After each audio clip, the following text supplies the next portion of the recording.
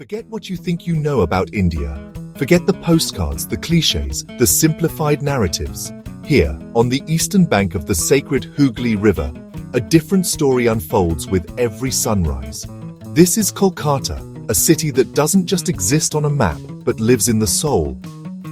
It was born from the audacious dreams of 17th century traders, forged in the crucible of the British Empire, and then defiantly reborn through revolution and renaissance.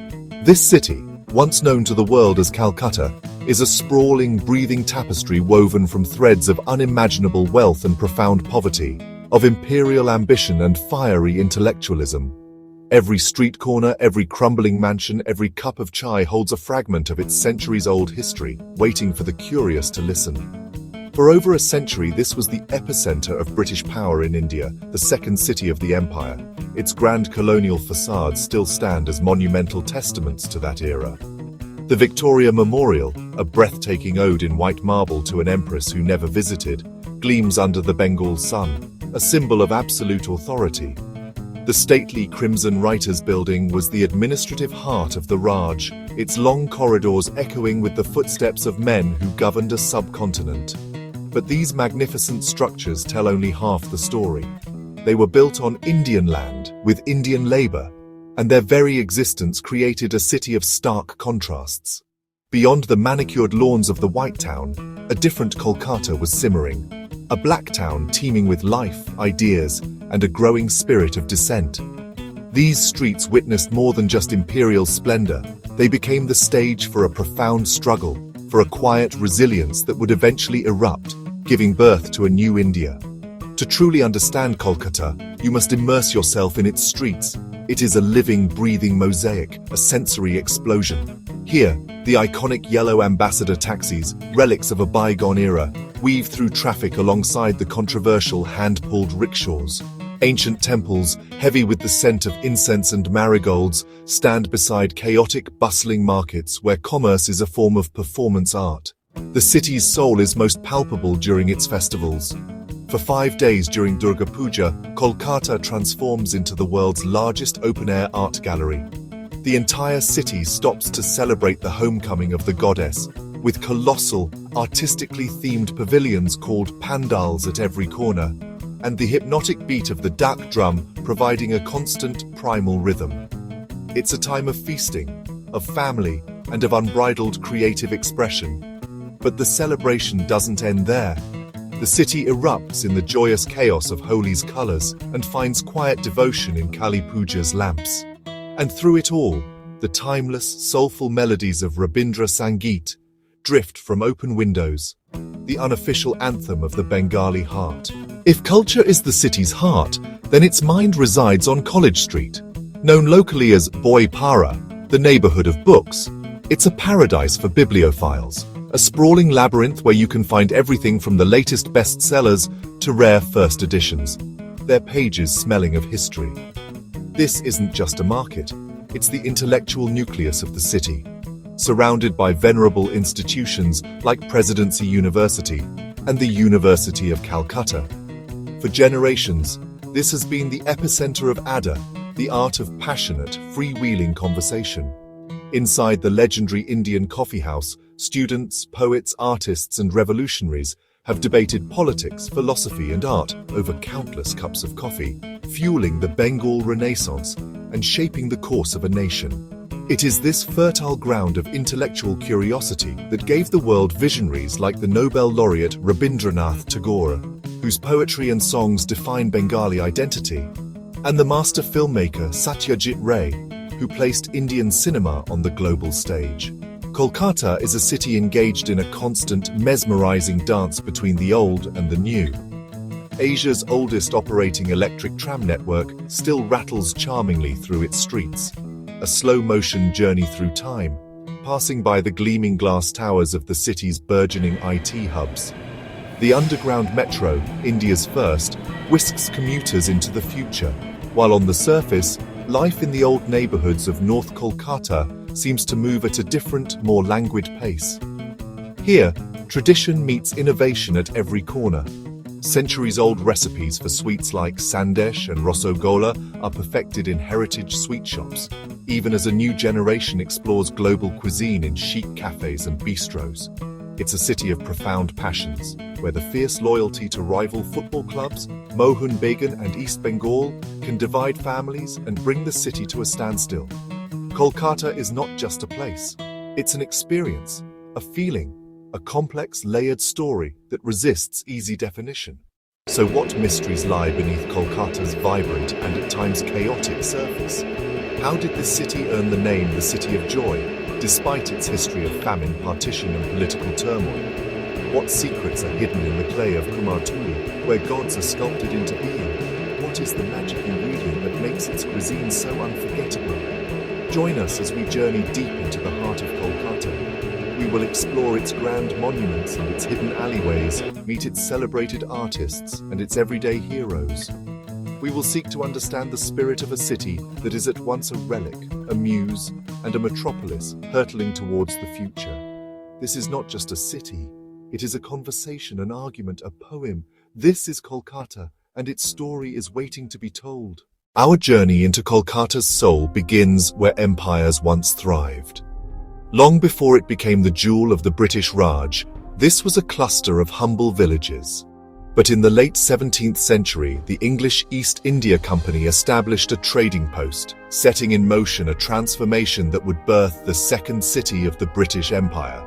The city's very bones, its grand avenues and colossal structures, are a breathtaking testament to that era of immense power, wealth and influence. And no structure embodies this imperial grandeur more than the magnificent Victoria Memorial. Conceived by Lord Curzon after the Queen's death, it was designed to rival the Taj Mahal. Built from the same gleaming Makrana marble, its unique Indo-Saracenic design blends British and Mughal elements, creating a powerful architectural statement. Crowned by the Angel of Victory, this marble masterpiece was not just a memorial, but a symbol of the permanence the British sought to project over their Indian dominion. But beneath the veneer of imperial splendor lies a darker, more complex history. The city's past isn't just about grandeur, it's steeped in conflict. We're reminded of this by tales like the infamous Black Hole of Calcutta. In 1756, during a siege on the original Fort William by the Nawab of Bengal, a number of British prisoners were held overnight in a tiny dungeon. This chilling and perhaps exaggerated incident was used to galvanize British forces under Robert Clive, forever marking the city's early history with tragedy and conquest. To truly feel the pulse of the former empire, one must walk through Dalhousie Square. Today, it is known as BBD Bagh, renamed to honor the revolutionaries Benoy, Badal and Dinesh, who stormed the Writers' Building in 1930. This square was the undisputed nerve center of British India, a formidable collection of colonial giants. You're surrounded by the imposing red brick facade of the Writers' Building, the magnificent dome of the General Post Office, and the stoic columns of former banks and trading houses. These buildings were the engines of an empire. The Writers' Building, originally housing the junior clerks or writers of the East India Company, evolved into the seat of governance. As you walk these atmospheric corridors, you can almost hear the echoes of history, not just of British officers dictating policy, but of the rising tide of Indian nationalism, of freedom fighters whose impassioned debates and defiant actions within these very halls would eventually dismantle the empire that built them. But Kolkata's heart beats with a spiritual rhythm. The Dakshineswar Kali temple, a beacon of peace on the Hooghly, drew mystics like Ramakrishna Paramahamsa.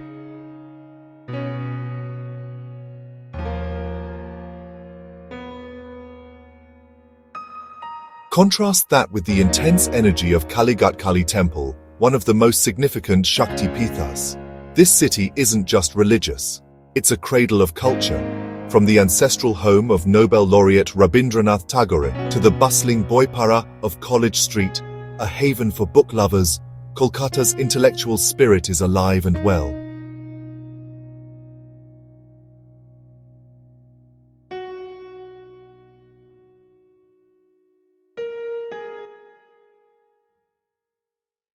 Now, let's peel back another layer.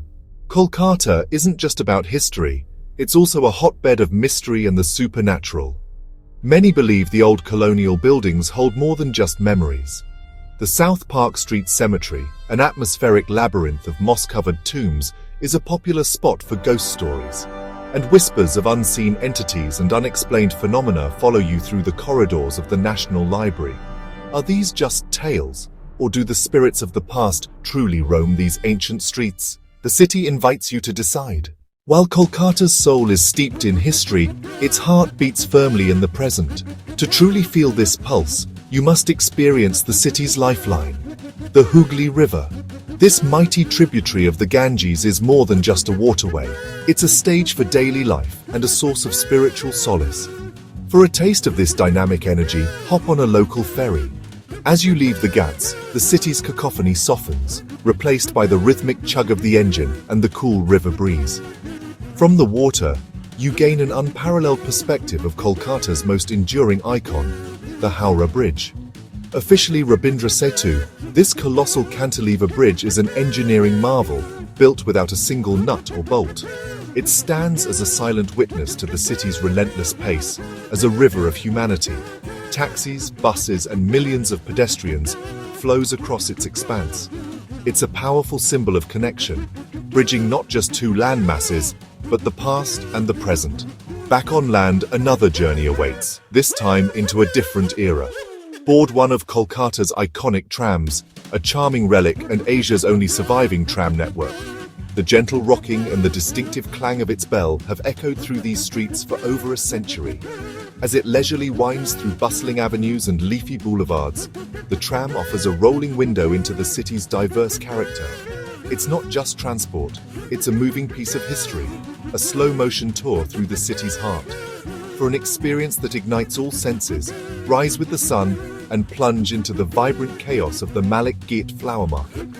Located beneath the Howrah Bridge, it's a tidal wave of color and fragrance. Mountains of marigold garlands, baskets of fragrant jasmine, and strings of sacred hibiscus create a breathtaking spectacle. Witness the frenetic energy as vendors and buyers haggle. These blossoms are the currency of devotion and celebration, destined for temples and weddings across the city. And as dusk falls, Kolkata's streets transform into a grand culinary theater. You haven't truly experienced the city until you've surrendered to its legendary street food. Dare to try the puchka, a crispy orb filled with spiced potatoes and tangy tamarind water, an explosion of flavor. Or grab a kathi roll, a delicious paratha wrap filled with succulent kebabs, a dish born on these streets. From savory guni to crispy telebhaja, every bite tells a story of tradition and the city's undying love for food.